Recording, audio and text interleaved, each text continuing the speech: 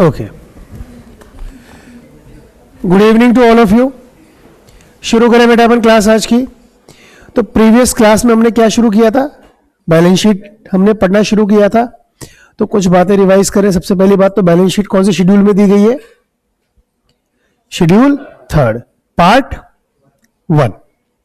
ए कह लो, पार्ट 1 कह लो, एक ही बात है ना। कौन सा फॉर्मेट है? हॉरिजॉन्टल या वर्टिकल? वर्टिकल फॉर्म में दिया हुआ है। बैलेंस शीट के 2 मेजर पार्ट्स कौन कौन से हैं? इक्विटी एंड लायबिलिटीज और एसेट्स। इक्विटीज एंड लायबिलिटीज के मेजर हेड्स 4 कौन कौन से? Share holders fund, share application money, pending allotment, non current liabilities और करंट लायबिलिटीज। Very good. फिर हमने बात की थी भाई कि जो आपका शेयर होल्डर्स फंड है, इसके 3 सब हेड्स कौन कौन से थे? Share capital, reserves and surplus और money received against share warrants. इतना हमारा हो गया था। Share application money, pending allotment, ये भी हमारा हो गया था। यहां तक मैंने आपको एक्सप्लेन कर दिया था। आज हम क्या शुरू करेंगे बेटा? Today we will continue with the next major head of equities and liabilities side. और वो कौन सा है बेटा? Non current liabilities. सबसे पहली चीज तो 4 मेजर हेड्स कौन कौन से हैं नॉन करंट लायबिलिटीज के? Long term borrowings, deferred tax liability, other long term liabilities, long term borrowings. अब इनमें क्या क्या आता है उसके बारे में बात करते हैं। सबसे पहली बात तो लॉन्ग टर्म बोरोविंग्स का मतलब क्या है? Non current liabilities. Non current liabilities का मतलब those liabilities which are to be repayable by the company after 12 months. Company जिनका पेमेंट क्या करेगी? 12 महीने के बाद करेगी। वो सब क्या कहलाती है बेटा? नॉन करंट लायबिलिटीज कहलाती हैं। अब नॉन करंट लायबिलिटीज का पहला पार्ट है बेटा आपका लॉन्ग टर्म बोरोविंग्स। क्या लिखा है कि such borrowings which are payable by the company after 12 months from the date of the loan. जिस दिन लोन लिया है उस दिन से 12 महीने के बाद जिसका पेमेंट करना है वो क्या कहलाएगा बेटा? लॉन्ग टर्म बोरोविंग्स कहलाएगा। क्लियर? अच्छा, it shall be shown under the following heads. अब इसमें क्या क्या आती है? मैंने 2 बताया था, एक तो सिक्योर्ड और एक अनसिक्योर्ड। सिक्योर्ड का मतलब जिनको कोई किसी एसेट को गिरवी रख के जिनको इश्यू किया गया है वो क्या कहलाएंगी? सिक्योर्ड। और जिनके लिए हमने किसी भी एसेट को गिरवी नहीं रखा है वो क्या कहलाएंगी बेटा? अनसिक्योर्ड कहलाएंगी। कोई दिक्कत है यहां तक? कंफर्म? आगे देखिए और समझिए। सिक्योर्ड कौन सी होती है? Those liabilities which have been arised on the security of some assets. कुछ एसेट्स की सिक्योरिटी पर, मतलब कुछ एसेट्स को गिरवी रख के जिनको इश्यू किया गया है वो क्या कहलाएंगी? सिक्योर्ड। बॉन्ड या डिबेंचर, हमने पढ़ा था debenture, secured debentures, naked debentures. Debentures को हम एसेट्स को गिरवी रख के भी इश्यू कर सकते हैं, नेकेड भी कर सकते हैं। एसेट्स को गिरवी रख के किया है तो वो सिक्योर्ड में आ जाएगा, नॉर्मली किया है तो वो अनसिक्योर्ड में आ जाएगा। टर्म लोन, बैंक से या कहीं से कोई भी आपने लोन लिया है एक लंबे समय के लिए, ठीक है, जिसका पेमेंट कब करना है? आफ्टर 12 मंथ, तो लॉन्ग टर्म बोरोविंग्स में से विद इन 12 मंथ तो करंट लायबिलिटीज में शॉर्ट टर्म बोरोविंग्स के अंदर चला जाएगा। इसी तरह से unsecured, those liabilities which have not been arised on the security of some assets. Bank से कहीं से भी लोन लिया हो लेकिन उसका पेमेंट किसी चीज को गिरवी रख के नहीं किया गया है, तो वो लोन नहीं लिया गया है। दूसरा, उनका पेमेंट कब करना है? After 12 months. क्लियर? कोई डाउट है यहां तक? कंफर्म? अच्छा, आगे बढ़ते हैं फिर अपन। ये आपका क्या हो गया बेटा? Long term borrowings. क्या हो गया बेटा? ये लॉन्ग टर्म बोरोविंग्स। अब एक कंप्लीट है हमारा नॉन करंट लायबिलिटीज का पहला हेड कौन सा है आपका? लॉन्ग टर्म बोरोविंग्स, वो हमारा यहां पर कंप्लीट है। अगला कौन सा है भाई? Deferred tax liabilities. कौन सा है अगला? Deferred tax liabilities. अब बहुत ध्यान से समझना है इस चीज को। आपने ट्रेडिंग अकाउंट बनाना सीखा, आपने प्रॉफिट एंड लॉस अकाउंट बनाना सीखा। प्रॉफिट एंड लॉस अकाउंट ने क्या बताया आपको? Net profit. अब मान लो हमने पेंडल अकाउंट बनाया, पेंडल अकाउंट में आपका 1 लाख रुपए का नेट प्रॉफिट आ रहा है, तो मतलब नेट 1 लाख रुपए की इनकम हो गई, तो उस 1 लाख रुपए के ऊपर क्या देना पड़ेगा? टैक्स नहीं। जब आप बीकॉम सेकेंड ईयर पढ़ेंगे या कोई भी फर्दर स्टडीज के लिए जाओगे ना, वहां पर एक पढ़ोगे आप इनकम टैक्स। उस इनकम टैक्स के हिसाब से जो इनकम कैलकुलेट होती है ना, टैक्सेबल इनकम, उसके प्रोविजंस अलग हैं। बहुत सारे ऐसे एक्सपेंसेस जिनको हम एक्सपेंडिचर मानकर क्या कर चुके हैं, रिकॉर्ड कर चुके हैं, कहां पर, प्रॉफिट एंड लॉस अकाउंट में, उनको वापस ऐड कर दिया जाता है। ऐसी बहुत सारी इनकम होती है जिनको लेस कर दी जाती है। तो ये डिपेंड करता है कि आपकी टैक्सेबल इनकम क्या हो जाती है बेटा, अलग हो जाती है। क्या हो जाती है आप लोगों की, टैक्सेबल इनकम अलग हो जाती है, और अकाउंटिंग इनकम क्या हो जाती है, अलग हो जाती है। अकाउंटिंग इनकम कौन सी होगी, अकाउंटिंग इनकम कौन सी होगी, वो इनकम जो कि हम P&L अकाउंट बनाकर कैलकुलेट कर रहे हैं। टैक्सेबल इनकम जिस इनकम के ऊपर एक्चुअल में आपको टैक्स पे करना है, वो अलग तरीके से कैलकुलेट की जाती है। उसको कैलकुलेट करने का तरीका क्या होता है बेटा, थोड़ा अलग होता है। अब डिपेंड ये करता है कि ध्यान देना कि अगर आपकी अकाउंटिंग इनकम ज्यादा है और टैक्सेबल इनकम कम है, देखो ध्यान रखना, अगर आपकी क्या है, अकाउंटिंग इनकम ज्यादा है किससे, टैक्सेबल इनकम से, तो वो डिफर्ड टैक्स लायबिलिटी कहलाएगा। यही एरो अगर यू हो जाएगा ना, तो ये डिफर्ड टैक्स एसेट्स हो जाएगा। अब कई बार बच्चे कहते हैं सर कंफ्यूजन होता है, कैसे याद रखें। आप दोनों को याद ही मत रखो, बस ये तो याद है टैक्सेबल इनकम अकाउंटिंग इनकम होती है।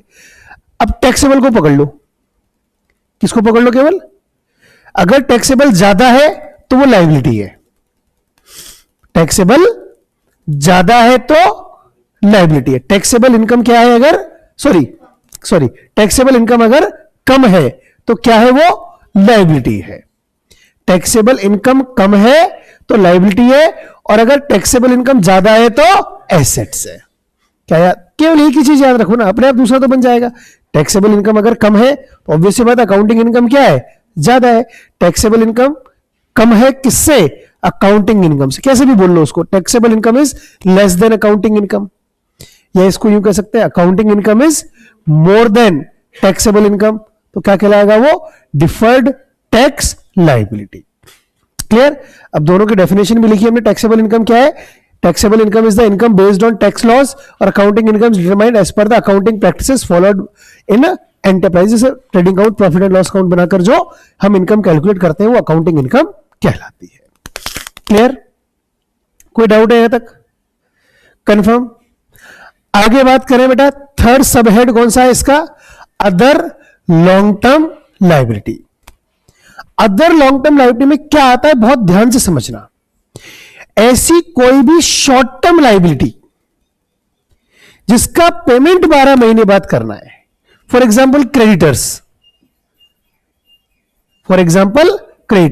क्रेडिटर्स कौन होते हैं, जिनसे हम उधार में माल खरीदते हैं, जिनसे हम क्रेडिट में गुड्स परचेज करते हैं। नॉर्मली इनको करंट लायबिलिटीज का पार्ट माना जाता है, लेकिन पर्टिकुलरली किसी विशेष क्रेडिटर के लिए आ गया भैया तुम पेमेंट हमको 15 महीने बाद करना, तो आफ्टर मोर देन 12 मंथ हो गया ना, तो वो फिर किस में जाएगा, अदर नॉन करंट या अदर लॉन्ग टर्म लायबिलिटीज का पार्ट हो जाएगा।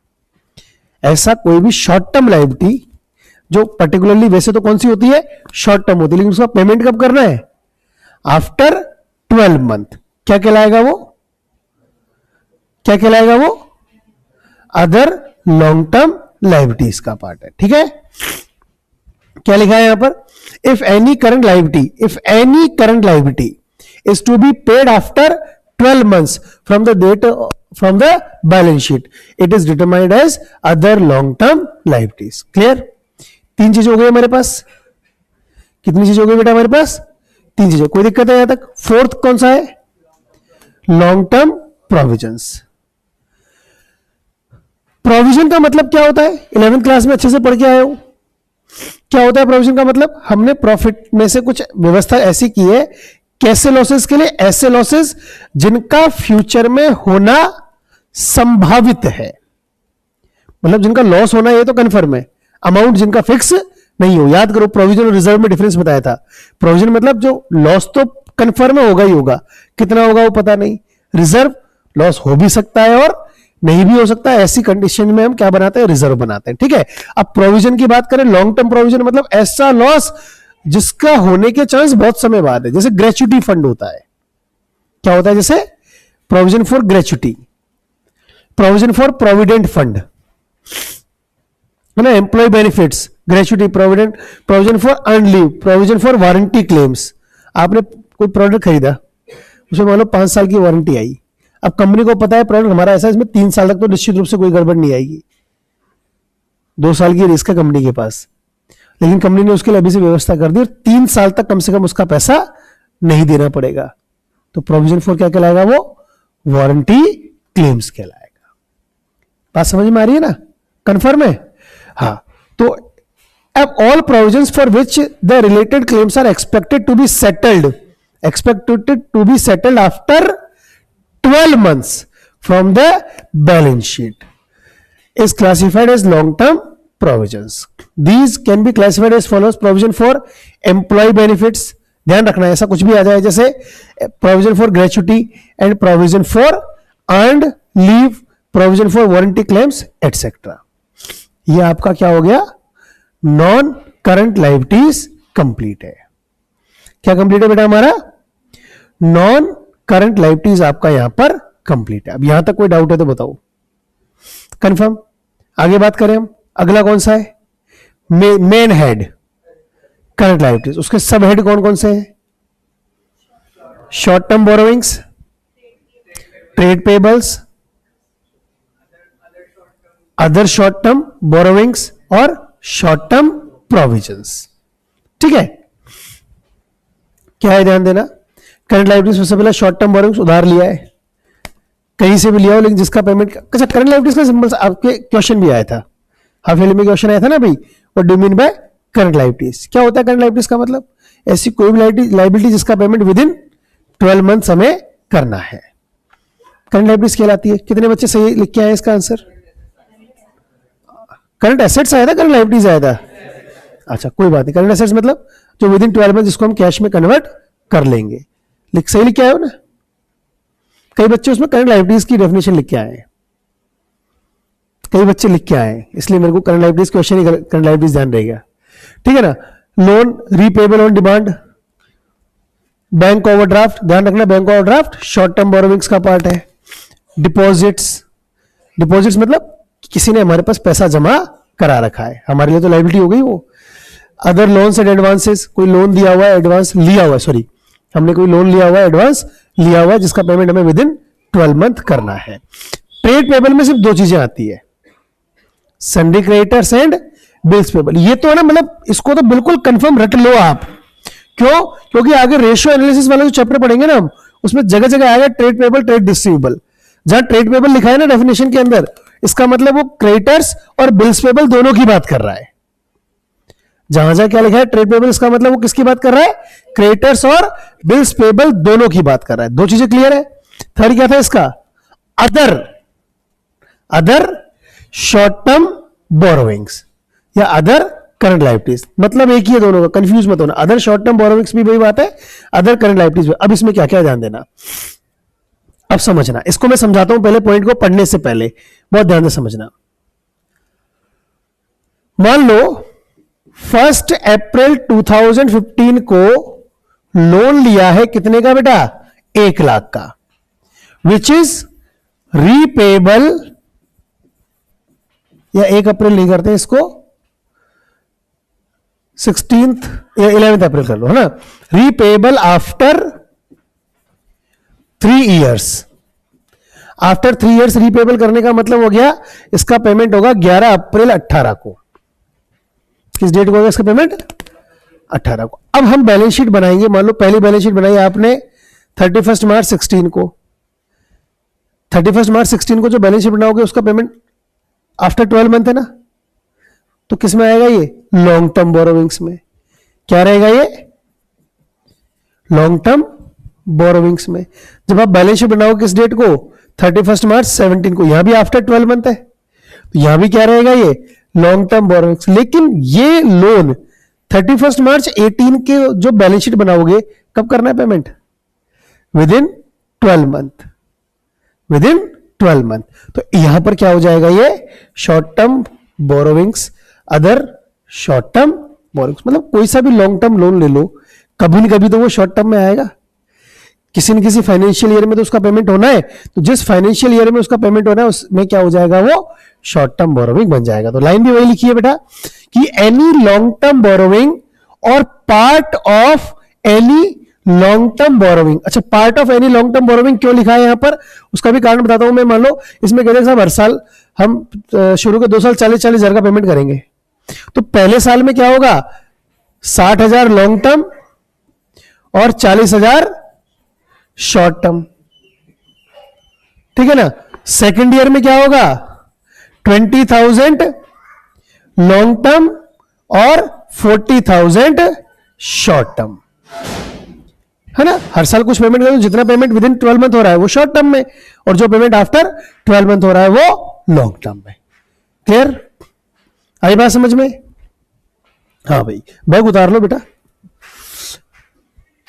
ऐसा लगता है जैसे भागने की तैयारी में हो, है ना, कि बस सब छोड़ा और मैं भगे, फटाफट हमको बांध के बिठा रखा है यहां पे, है ना। सब बैग ऐसे लगे बेटे, शूट, और ऐसे भागेंगे अभी हम, ऐसे नहीं, थोड़ा सा क्लास को क्लास की तरह समझो, है ना। ठीक है, मानो तुम्हारा नॉर्मल पोस्चर है, हाँ बहुत है ऐसे। आगे बेटा, मैं इनको पढ़ा रहा हूं तो आगे इनके बच्चों को पढ़ाना, है ना, ऐसे साइकिल चलता है ये। हाँ, जनरेशन टू जनरेशन काम करेंगे अपन, है ना। हाँ, ध्यान दीजिए इधर, नहीं ऐसा होता है, मतलब एक्चुअल में मैं फैक्ट बता रहा हूं। हमारे पिताजी के गुरुजी हुआ करते थे, पिताजी के गुरुजी, उन्होंने पिताजी को पढ़ाया था, हमारे गांव गए थे, उनका बच्चा भी टीचर बन गया, उन्होंने मेरे को पढ़ाया बोली में। अभी एवीएम में जो है ना, गिरिराज प्रसाद जी शर्मा प्रिंसिपल है एवीएम में, कोई जानता हो तो, उनके पिताजी ने हमारे पिताजी को पढ़ाया था, गिरिराज प्रसाद जी ने मुझे पढ़ाया है, और उनका लड़का है माधव, उसको मैंने पढ़ाया है। तो ये हो जाता है, मतलब ऐसा कुछ नहीं है, इसलिए वो जो मैंने कहा वो गलत नहीं है। ये इसने श्योरिटी क्या थी कि वो कॉमर्स ही पढ़ाएगा, नहीं किसी ने बोला हो, पर ये क्या श्योरिटी कि वो कॉमर्स ही पढ़ाएगा।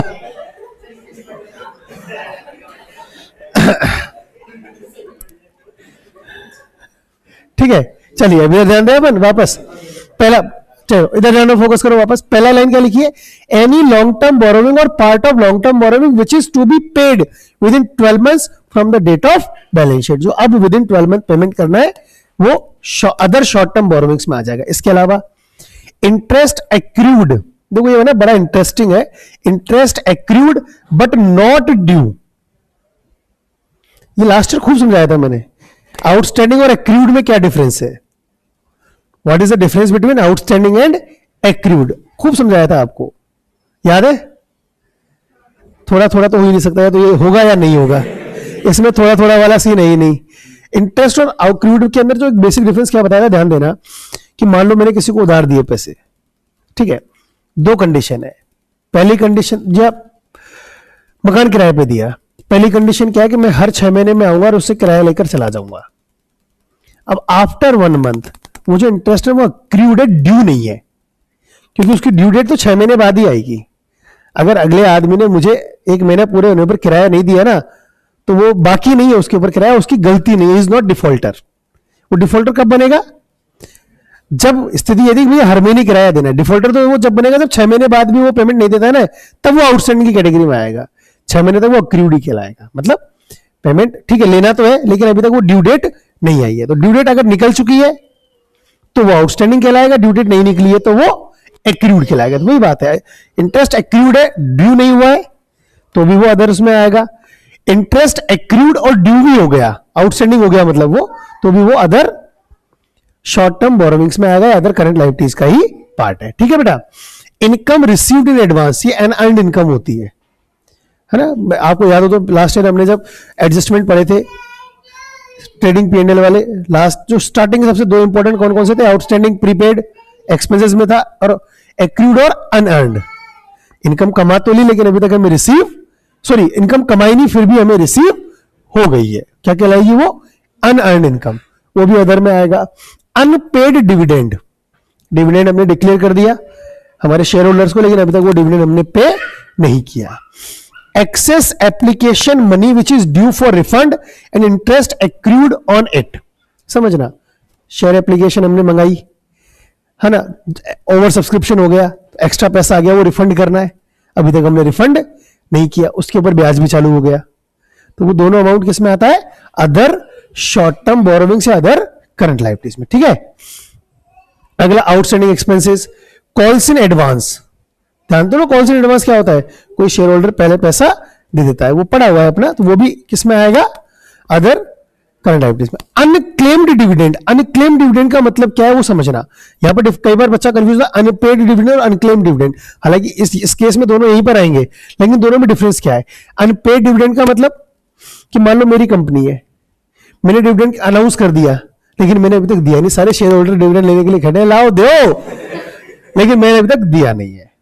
अनक्लेम्ड का मतलब मैंने डिविडेंड देना शुरू कर दिया, शेयर होल्डर्स आ रहे, वो अपना डिविडेंड के लिए क्लेम कर रहे हैं, ऑनलाइन जाके जो भी उनका प्रोसीजर है, और वो उनको पैसा जा रहा है उनके पास में, लेकिन कुछ शेयर होल्डर ऐसे इनका आता पता ही नहीं है, उन्होंने तक हमसे डिविडेंड मांगा ही नहीं, हम तो पे करने को तैयार है, लेकिन वो लेने को तैयार नहीं है, उनका कोई आता पता नहीं, वो पैसा लेने के लिए नहीं आ रहे हैं, तो जब तक वो नहीं लेंगे तब तक वो हमारे पास अदर शॉर्ट टर्म बोरोविंग्स का पार्ट होगा। ठीक है, प्रोविडेंट फंड पेएबल, देखो ध्यान देना, कंफ्यूज होते हैं अपन यहां पर।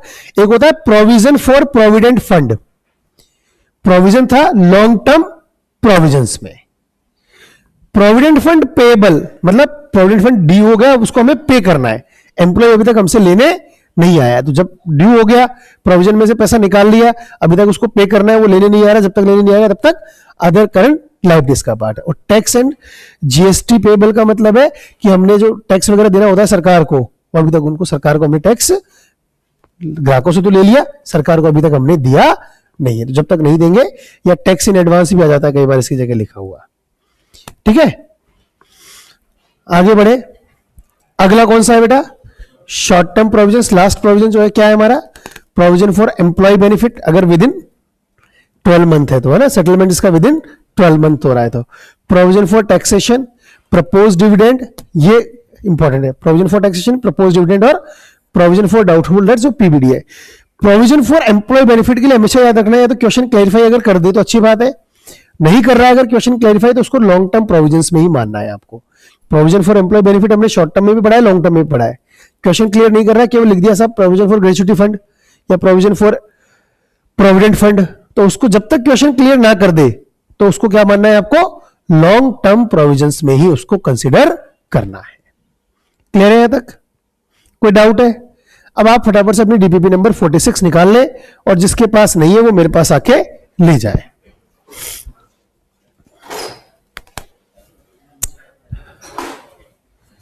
जिसके पास भी डीपीपी नंबर 46 नहीं है वो मेरे पास आ जाओ और आके ले जाओ बेटा, एक एक करके आना। कल नहीं आया था तो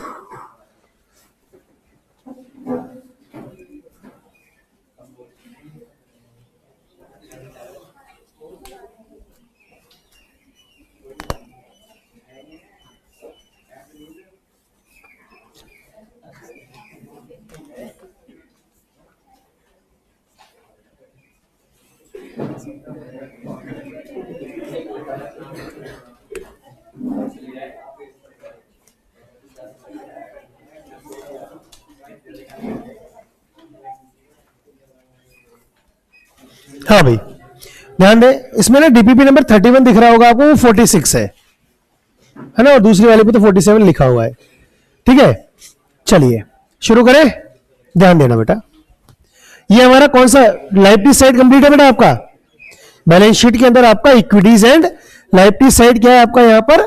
कंप्लीट है। ठीक है, आगे देखिए अब आप लोग, पहला question, right essential of a good financial statement. एक अच्छे फाइनेंशियल स्टेटमेंट में क्या क्या चीजें होना जरूरी है? क्या जरूरी है कि वो कंपनी की ट्रू एंड फेयर जो फाइनेंशियल परफॉर्मेंस प्रेजेंट करे, और वो true and fair financial position present करे, ये दोनों चीजें होना आवश्यक है। थ्योरेटिकल क्वेश्चन है, इसका आंसर आप उस हिसाब से लिख लेंगे। अगला है, prepare format of balance sheet only main headings. बना लोगे क्या? बनाओ फटाफट, देखें, only main headings. Equities and liability, main headings का मतलब पार्ट नहीं पूछा है, मेन हेडिंग्स इक्विटीज लाइबिलिटीज की मेन हेडिंग्स कौन कौन सी है, और एसेट्स की दो मेन हेडिंग्स जो है। ठीक है, बनाओ फटाफट, जल्दी से बनाइए।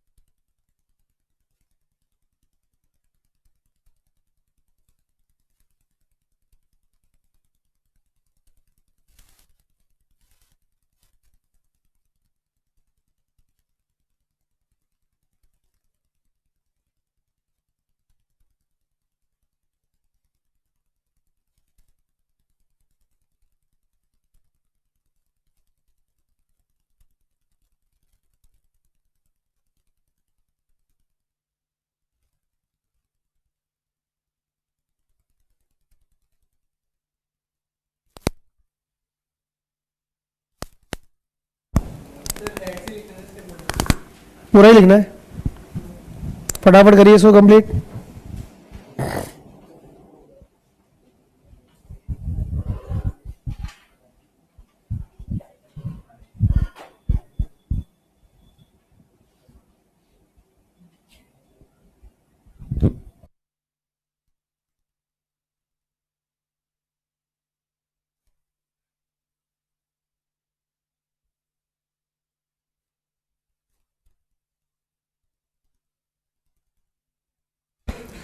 अभी एक फॉर्मेट बनवाया था तुम्हें, उसी फॉर्मेट के हिसाब से इसको कंप्लीट करें आप।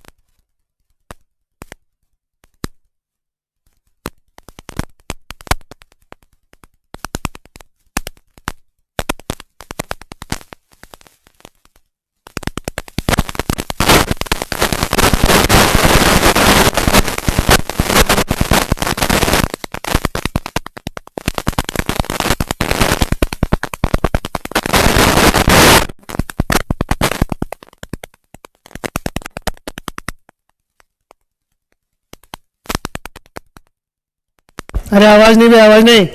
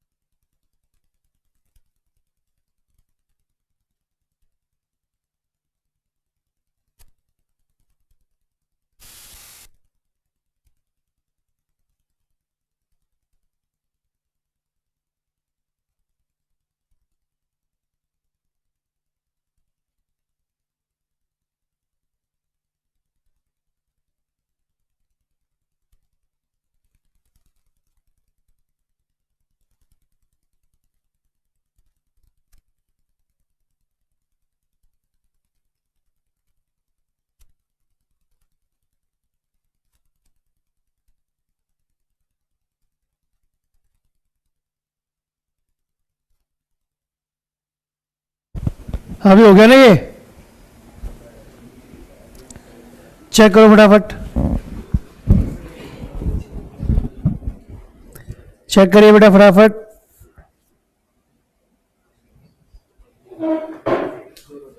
फर्स्ट ठीक है, सेकंड ठीक है, गलत हो गए सारे, पूरे ही गलत है। एक एक करके बात करते हैं। भैया कितने सही है बेटा?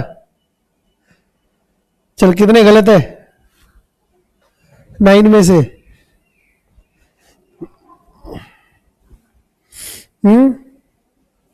अच्छा मैंने लिखा ही नहीं है इसमें।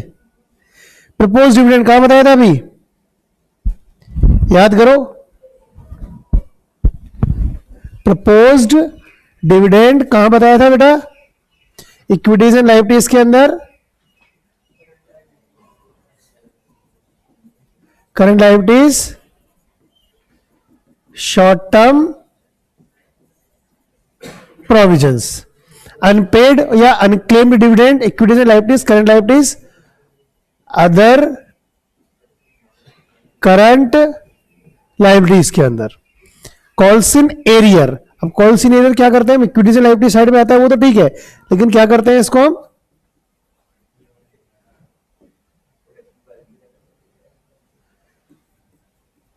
Deducted from share capital. क्या करते हैं इसको हम? शेयर कैपिटल में से लेस करते हैं। ठीक है, ये याद करने जरूरी है। अब आपके एक क्वेश्चन आ चुका है पहले में, आपको पता है क्वेश्चन किस तरह से आता है, ऐसे ही आता है, और आपको इसी तरह से उसके आंसर्स लिखने होते हैं।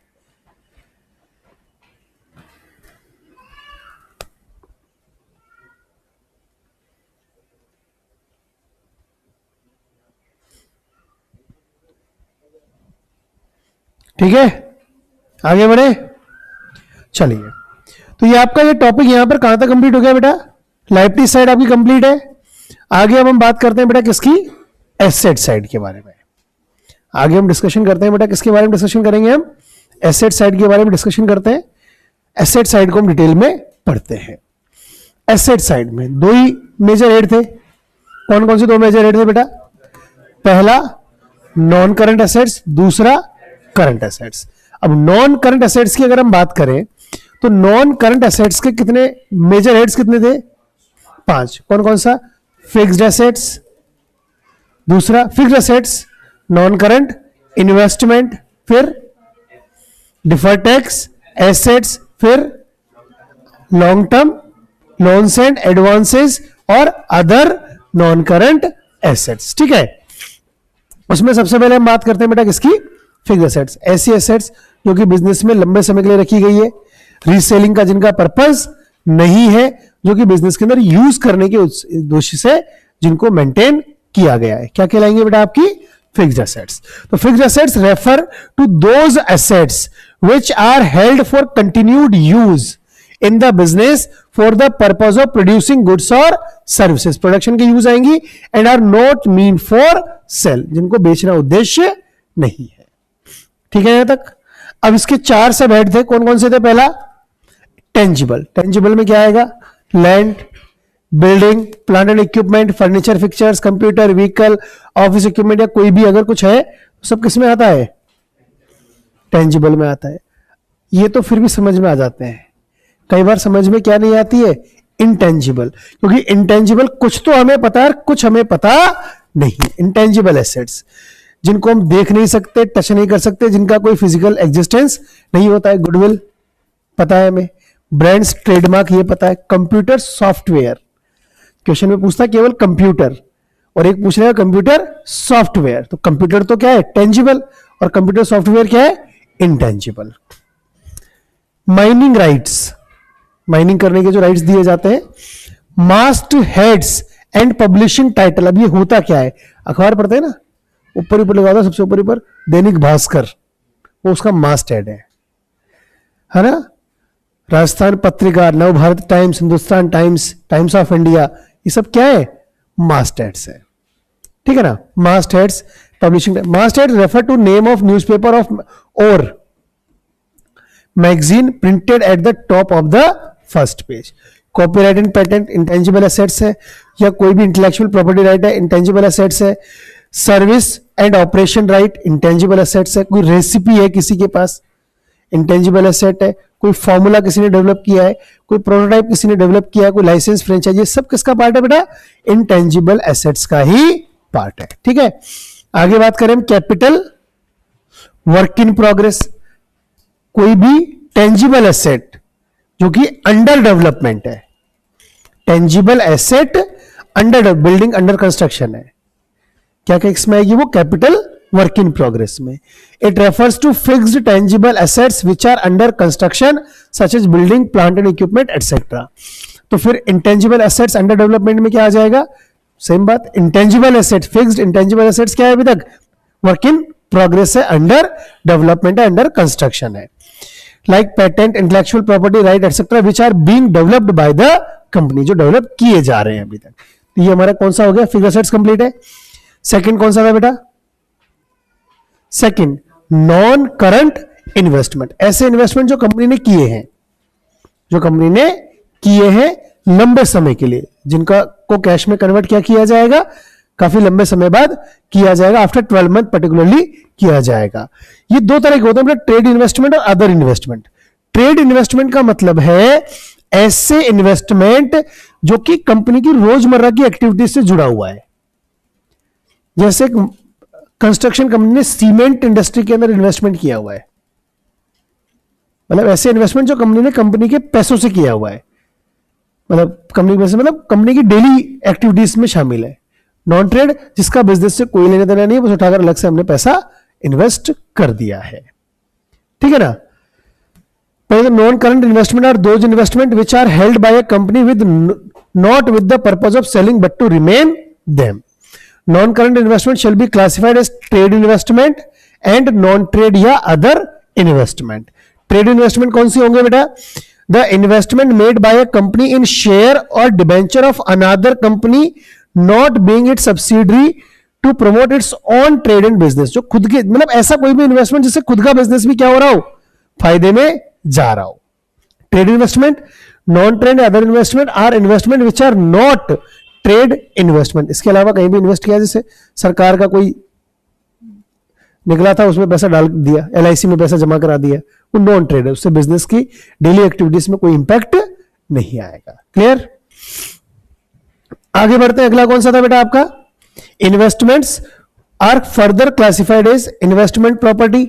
Investment property refers to land और building held for capital appreciation और to earn rental other than rather than, और मतलब किराए पे देने के लिए या उसकी वैल्यू बढ़ेगी इसके हिसाब से कोई बिल्डिंग खरीद के डाल दिया, लैंड खरीद के डाल दी. कई बार होता है ना, जमीन खरीद के डाल दो, आगे इसकी वैल्यू बढ़ेगी तो उससे हम पैसा कमाएंगे, या बिल्डिंग खरीद ली किराए पर उठाएंगे, वो इन्वेस्टमेंट आ गया. यूज इन प्रोडक्शन और सप्लाई ऑफ गुड्स और सर्विस और एडमिनिस्ट्रेशन पर्पस, और या फिर जैसे कई बार होता है कि भाई बिल्डिंग खरीद ली, गोडाउन बना देंगे, इन्वेस्टमेंट ही किया है, खुद के लिए किया है. ठीक है ना. या फिर sale in ordinary course of business. ठीक है. Investment in equity instrument, preference shares में इन्वेस्ट कर दिया, गवर्नमेंट की किसी ट्रस्ट या सिक्योरिटी में इन्वेस्ट कर दिया, डिबेंचर्स में इन्वेस्ट कर दिया, म्यूचुअल फंड में इन्वेस्टमेंट, पार्टनरशिप, मतलब कहीं भी इन्वेस्टमेंट किया है, सब इन्वेस्टमेंट का ही पार्ट कहलाएगा. ठीक है ना.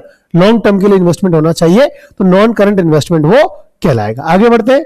डिफर्ड टैक्स एसेट्स, बात समझ में आ गई. पहले हमने इसका रिवर्स साइन देखा था. टैक्सेबल इनकम आपकी बार ग्रेटर देन है, पहले टैक्सेबल इनकम लेस देन था. हमने ये पकड़ा था टैक्सेबल इनकम कम तो लायबिलिटी, टैक्सेबल इनकम ज्यादा तो क्या हो जाएगा वो एसेट्स. ठीक है. उसके बाद है long term loans and advances. क्या होते हैं long term loans and advances which are expected to be received back after more than 12 months from the date of balance sheet. किसी को उधार दिया है, वो पैसा 12 महीने बाद मिलेगा. पैसा लिया है तो लायबिलिटी, दिया है तो एसेट. ठीक है. आज हमने बैंक में पैसा जमा कराते हैं, तो हमने जमा कराया तो हमारे लिए तो एसेट है, लेकिन बैंक ने लिया है वो पैसा तो बैंक के लिए क्या हो जाएगी, वो लायबिलिटी हो जाएगी. ठीक है. Capital advances, advances given for acquiring fixed assets are called capital advances. जैसे होता है ना, बिल्डिंग खरीदनी है, 2 साल बाद खरीदेंगे, या अंडर कंस्ट्रक्शन है, जैसे होता है ना, कोई बहुत बड़ी सिटी बना रहे हैं, बिल्डर्स है, पूरी की पूरी एक सोसाइटी बना रहे हो, उसमें एक फ्लैट हमने भी खरीद लिया, और फ्लैट खरीदने के लिए हमने 10,000 रुपये एडवांस दे दिए, तो वो कैपिटल एडवांस कहलाएगा. जिस दिन पूरा कंस्ट्रक्शन हो जाएगा, पूरा हमारे पास पोजीशन नहीं आया ना अभी तक, तो वो क्या कहलाएगा, कैपिटल एडवांस कहलाएगा. ठीक है. सिक्योरिटी डिपॉजिट, सिक्योरिटी डिपॉजिट का मतलब ये होता है कि any advance given for a period of more than 12 months from the date of balance sheet are classified as into long term advance. Example are security deposit for electricity and telephone etcetera. Security जमा होती है ना, कई बार हमने light का connection लिया, उसमें security का पैसा जमा होता है, है ना, जब तक लाइट का कनेक्शन रहेगा वो पैसा जमा रहेगा, जिस दिन आप लाइट का कनेक्शन कटाओगे वो पैसा आपको वापस मिल जाता है। वो क्या कहलाता है? Security deposit. वो भी आपका लॉन्ग टर्म लोन्स और एडवांस में आएगा। ठीक है, आगे बढ़ते हैं। अगला कौन सा है बेटा? अदर। अदर में क्या आ गया? लॉन्ग टर्म ट्रेड रिसीवेबल, जैसे हमने पढ़ा था ना अदर में, लॉन्ग टर्म ट्रेड पेबल, ऐसा कोई भी करंट लायबिलिटी जिसका पेमेंट 12 महीने बाद करना है, वो लॉन्ग टर्म में आ गया था अपना, है ना, अदर नॉन करंट लायबिलिटी में आ गया था। इसी तरह से हमें किसी से पैसा लेना है, जनरली ट्रेड रिसीवेबल, जैसे हमने उधार दिया, विद इन 12 मंथ पैसा मिल जाएगा, लेकिन पर्टिकुलरली कोई ऐसा आएगा भैया जो तुम्हें बहुत समय बाद पैसा दूंगा, किसमें आएगा वो? लॉन्ग टर्म ट्रेड रिसीवेबल में।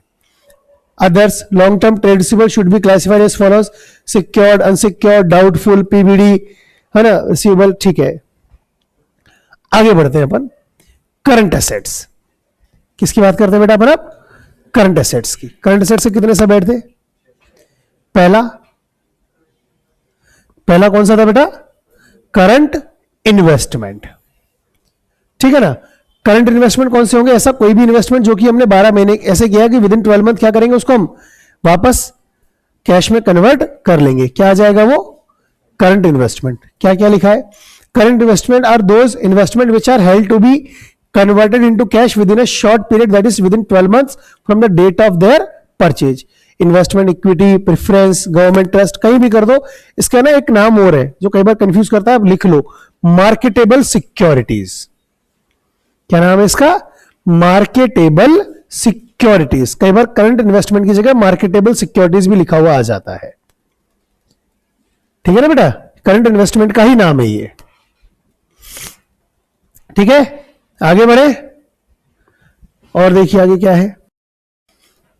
इन्वेंट्रीज, दूसरा पार्ट क्या था? अब इन्वेंट्रीज का मतलब रॉ मेटेरियल हो गया पूरा। रॉ मेटेरियल जो हमारे पास है ना, स्टॉक जो कहते हैं हम, कोई सा भी स्टॉक हो सकता है। Inventory means stock held for the purpose of trade. ध्यान रखना, जो खरीदने बेचने के लिए जो हमारे पास रखा है ना हमने, जिसमें हम डील करते हैं, जिसको हम गुड्स कह सकते हैं, वो सब इन्वेंट्री का पार्ट है। इसमें रॉ मेटेरियल भी आता है, वर्क इन प्रोग्रेस भी आता है, फिनिश्ड गुड्स भी आता है। रॉ मेटेरियल मतलब जो कच्चा माल रखा है, वर्क इन प्रोग्रेस मतलब जो ना तो कच्चा है ना ही तैयार माल है, अभी तक प्रोसेसिंग चल रही है। फिनिश्ड गुड्स जो बनकर तैयार हो गया। Stock in trade in respect of goods acquired for trading. Stores and repairs, एक वर्ड लिखा हुआ आता है। स्टोर्स एंड रिपेयर्स का मतलब है कई बार प्रोडक्शन करने के छोटे छोटे औजार जो होते हैं ना, पाने हो गए या लूज टूल्स भी वही होता है, इनको भी इन्वेंट्री का ही पार्ट माना जाता है। फिगर सेट्स का पार्ट नहीं है ये। किसका पार्ट है ये? इन्वेंट्री का, है ना, ध्यान रखना ये चीज। आगे बात करें अपन ट्रेड रिसीवेबल्स। जैसे ट्रेड पेबल में क्या था? Creditors and bills payable. Trade receivable में क्या आएगा? Debtors and bills receivable. Cash and cash equivalent में हमारे पास जो एक्चुअल कैश रखा है, वो बैंक में जो पैसा जमा है, वो चेक के रूप में पैसा जो रखा है, वो ड्राफ्ट के रूप में जो पैसा रखा है। और ऐसा कोई भी इन्वेस्टमेंट जो कि हमें विद इन 3 मंथ्स क्या कर लेना है? कैश में कन्वर्ट करवा लेना है। इन्वेस्टमेंट जो with in 3 months, with in 12 month वाला करंट इन्वेस्टमेंट में जाएगा, after 12 month non current investment जाएगा, और विद इन 3 मंथ वाला कैश एंड कैश इक्विवेलेंट्स में जाएगा। ठीक है, यहां तक कोई दिक्कत है? अगला कौन सा था और क्या था बताओ? 6 थे ना ये। Other, short term loans and advances. Short term loans and advances में क्या आ जाएगा? उधार दिया है, 12 महीने के अंदर अंदर मुझसे पैसा वापस ले लेंगे, सिंपल सी बात है। These are loans and advances which are expected to be realised with in 12 months from the date of balance sheet. ठीक है। और अदर करंट असेट्स में prepaid expenses, interest accrued on investment, advance tax या expenses to be written off with in 12 month. ये आजकल खत्म हो गया है, डी वाला आजकल कैंसिल हो गया, इसको मत लिखना आगे नोट्स में भी, क्योंकि ये सब प्रीलिमिनरी एक्सपेंसेस होते हैं जो कोई आजकल विद इन 12 मंथ जिनको राइट ऑफ करना मैंडेटरी है। ठीक है यहां तक?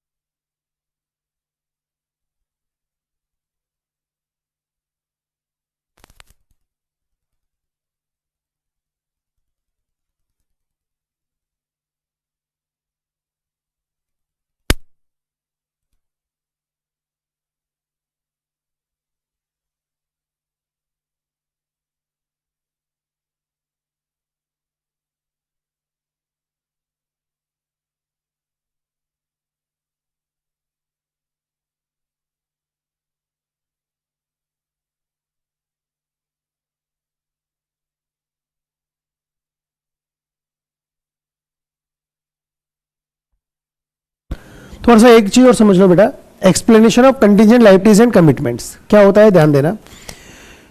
कुछ लायबिलिटीज ऐसी भी होती है जिनको बैलेंस शीट में शो नहीं किया जाता है, उनको कहा जाता है कंटीजेंट लायबिलिटीज। मतलब ये वो लायबिलिटीज होती है जो अभी तक अराइज नहीं हुई है, जो अभी तक अराइज नहीं हुई है, अभी समय लगेगा। मतलब फ्यूचर के कुछ इंसिडेंट्स के ऊपर डिपेंड करता है कि वो लायबिलिटी बनेगी या नहीं बनेगी। कोर्ट में केस चल रहा है, कोर्ट में केस चल रहा है, हार गए तो लायबिलिटी बन जाएगी, जीत गए तो लायबिलिटी नहीं बनेगी। कुछ इस तरह की चीजें होती है। तो क्या लिखा है यहां पर कि those liabilities which have not arisen yet but may arise upon the happening of certain event. In other words, the liability itself is uncertain. liability क्या है अभी तक uncertain है, तो इनको बैलेंस शीट के नीचे एज ए फुट नोट दिखाया जाता है। It may or may not involve the payment of money. Payment करना भी पड़ सकता है और नहीं भी करना पड़ सकता। The amount of contingent liabilities is never shown in the liabilities side, कहीं शो नहीं किया था बैलेंस शीट के, लायबिलिटी साइड में नहीं आएगा, एसेट साइड में भी तो आएगा ही नहीं क्योंकि ये लायबिलिटी है। These are always stated in the notes to accounts below the balance sheet. Contingent liabilities कौन सी है? Claims against the company not acknowledged as डेब्ट। किसी ने कहा है कि हमको पैसे दो, लेकिन कंपनी ने अभी तक वो माना नहीं है कि भैया हमको इसको एक्चुअल में पैसा देना है। केस चल रहा है, चर्चा चल रही है। गारंटी गिवन बाय कंपनी, अब कंपनी ने गारंटी दे दी, मिताशी गई लोन ले लेके, नहीं है मैंने गारंटी दे दी। अब जब तक मिताशी पेमेंट कर रही है लोन का, ठीक है, जिस दिन इसने बंद कर दिया देना, वो मेरे माथे आ जाएगा, तो वो अचानक से क्या बन जाएगी? मेरी लायबिलिटी बन जाएगी। ठीक है, तो ये भी अनसर्टेन है। Other money for which company is contingently liable. Contingently मतलब संदिग्ध रूप से वो लायबल हो सकती है। कमिटमेंट्स क्या होते हैं? Commitment is defined as agreement to perform a particular activity at a certain time in future under certain circumstances. किसी विशेष परिस्थिति में, जैसे शर्त लगा ली, कृष्ण और मैंने शर्त लगा ली, आज रात को अगर ठंड पड़ी तो कृष्ण डांस करेगा, नहीं पड़ी तो कृष्ण डांस नहीं करेगा। रोज ही पड़ती है, 16 मई को पड़ी थी, 15 जून को भी ठंड पड़ी थी। ठीक है, अब ये डिपेंड करता है, ठंड पड़ी तो ही इसको वो काम करना पड़ेगा। तो कमिटमेंट है, प्रॉमिस है, पूरा करना पड़ेगा। कौन सी कंडीशन में? अगर वो कंडीशन फुलफिल हो जाती है तो commitments can be classified as estimated amount of contracts remaining to be executed on capital account and not provided for. जैसे कॉन्ट्रैक्ट है, किसी ने कर लिया, कॉन्ट्रैक्ट पूरा नहीं हुआ तो बोले भैया हम इतना पैसा दे देंगे। क्या हुआ? Uncalled liability on shares and other investments partially paid. Uncalled liability, share में मैंने पढ़ा है ना, किसी ने 10 रुपए का शेयर है, 5 रुपए तो मांग लिए, 5 मांगे ही नहीं, वो कभी भी आगे मांग सकता है, देना पड़ेगा। If the company hold partially paid shares of the other companies and investment, the uncalled amount of these shares is commitment as it will have to be paid when called. Other commitment जैसा होगा वैसा पता लग जाएगा। Non current investment ये तो हो गया हमारा। ये क्वेश्चन कर लिया? कर लिया नहीं करा? नहीं किया तो कंप्लीट करो फटाफट।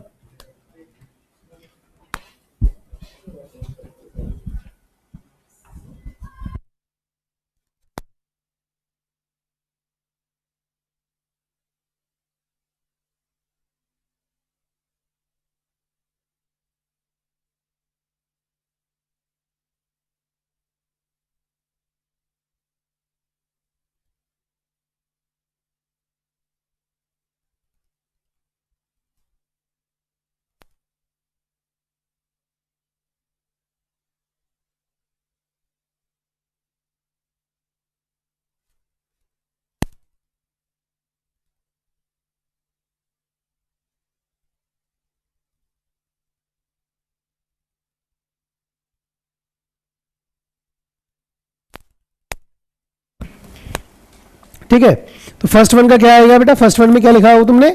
सनी डेटर्स का एसेट्स, करंट एसेट्स और trade receivables. Patents and trademark का एसेट्स, नॉन करंट एसेट्स और fixed intangible assets. Shares in DCM limited assets, non current assets और नॉन करंट इन्वेस्टमेंट। ठीक है ना बेटा। उसके बाद bills receivable, assets, current assets, trade receivables. Advances recoverable in cash, recoverable in cash, कभी भी रिकवर कर सकते हैं, तो short term loans and advance में जाएगा। तो क्या हो जाएगा, assets, non current, current assets और short term loans and advance. Prepaid insurance, assets, current assets और अदर करंट एसेट्स। ठीक है ना बेटा। नेक्स्ट क्या है, work in progress, assets, current assets, inventory. Assets, current assets और इन्वेंट्री। ठीक है यहां तक, कोई डाउट है किसी को? कंफर्म? आगे देखिए नेक्स्ट क्वेश्चन, ये एक बार चेक कर लो। वर्क इन प्रोग्रेस में मैंने गलत लिख दिया,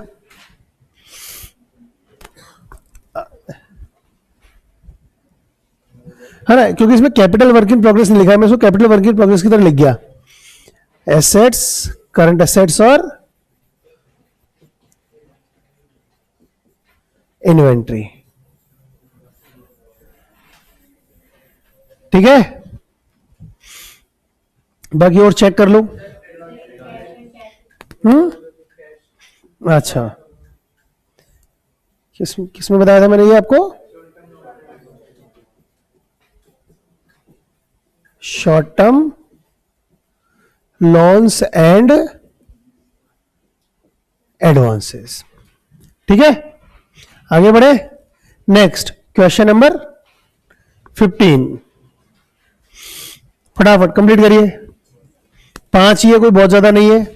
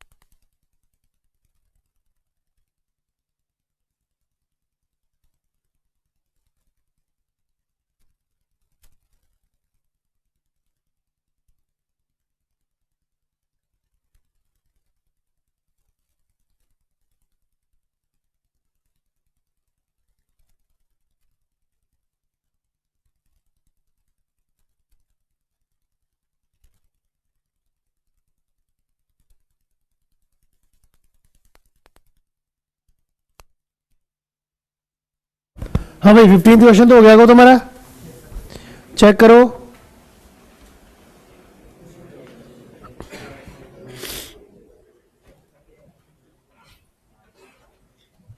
ठीक है, 15 तो सही है ना पूरा।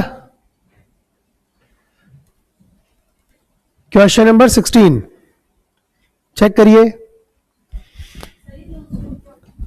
लूज टूल्स बताया ना अभी, छोटे मोटे औजार जो होते हैं, पाने वगैरह जो होते रहते हैं इन्वेंट्रीज में तो आते हैं, अभी थोड़ी देर पहले पढ़ा था हमने। हाँ, अब बैंक बैलेंस कहाँ आएगा बेटा? एसेट्स, करंट एसेट्स और cash and cash equivalents. Investment अब लिखा नहीं है ना, तो हम इसको नॉन करंट इन्वेस्टमेंट का पार्ट मानेंगे। इसको क्या आ जाएगा? एसेट्स, नॉन करंट एसेट्स और non current investment. Outstanding salary, equities and liabilities, फिर करंट लाइबिलिटीज और other current liabilities. Authorised capital, equities and liabilities, share holders fund, share capital. Acceptance, bills payable, equities and liabilities, current liabilities और trade payables. Preliminary expenses नहीं show होते हैं इनको, क्योंकि जिस year में होंगे उसी ईयर में रिटर्न ऑफ करना जरूरी है।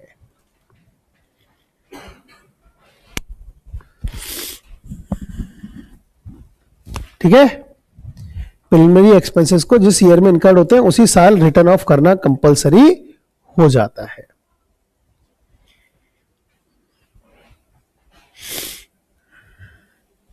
आगे बढ़े, नेक्स्ट क्वेश्चन नंबर 17 करें शुरू। क्या दिया हुआ है, ध्यान दो, कहां आएंगे बताओ? Interest accrued and due on unsecured loans, equities and liabilities, current liabilities, other current liabilities. ठीक है ना। नेक्स्ट क्या है? Interest accrued and due on secured loan, same, equities and liabilities, current liabilities और other current liabilities. Interest accrued but not due on loan, उससे भी कोई फर्क नहीं पड़ा, same, current equities and liabilities, current liabilities और other current liabilities. Mortgage loan कहां चला जाएगा? ये equities and liabilities, non current liabilities, long term borrowing secured में। ठीक है ना। गवर्नमेंट एंड ट्रस्ट सिक्योरिटीज, यहां इन्वेस्टमेंट होगा, ये क्या हो जाएगा? एसेट्स, नॉन करंट एसेट्स और non current investment. Uncalled liability on partially paid shares, ये भी हमने पढ़ा था, कहां पढ़ा था? Uncalled liability on partially paid shares, assets में पढ़ा था ना हमने। क्या हो जाएगा? हाँ, एसेट्स, करंट एसेट्स और शॉर्ट टर्म वो सॉरी, ये तो उसमें कमिटमेंट्स में था, काय में था ये? कमिटमेंट्स में था। अभी अभी हमने कमिटमेंट्स के अंदर पढ़ा था इसको। ठीक है, अगला क्या है आपका? General reserve, reserves and surplus का पार्ट है, equities and liabilities, share holders fund, reserves and surplus, capital reserve भी वहीं पर आएगा। चेक करो फटाफट।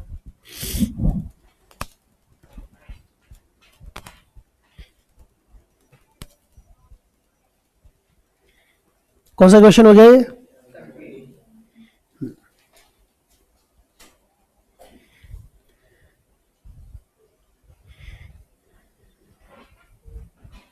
हो गया यहां तक? नेक्स्ट क्वेश्चन नंबर 18 बताओ। कॉल्स इन एरियर तो होता ही नहीं है शो, इसको तो क्या करते हैं हम? शेयर कैपिटल में से लेस किया जाता है ना, will be deducted in share capital. Calls in advance, equities and liabilities, current liabilities और other current liabilities. Forfeited shares, इसको ऐड कर देते हैं, will be added to share capital. Debenture sinking fund, equities and liabilities, share holders fund, reserves and surplus. और contingent liabilities नीचे footnote के रूप में इसको शो किया जाता है। चेक करो।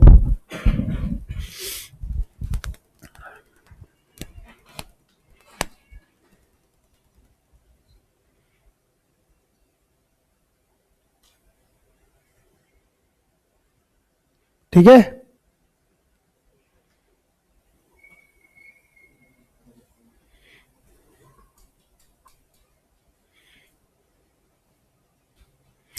लिखने का पैटर्न जरूर सही तरीके से आप चेक कर लेना, ठीक है ना बेटा।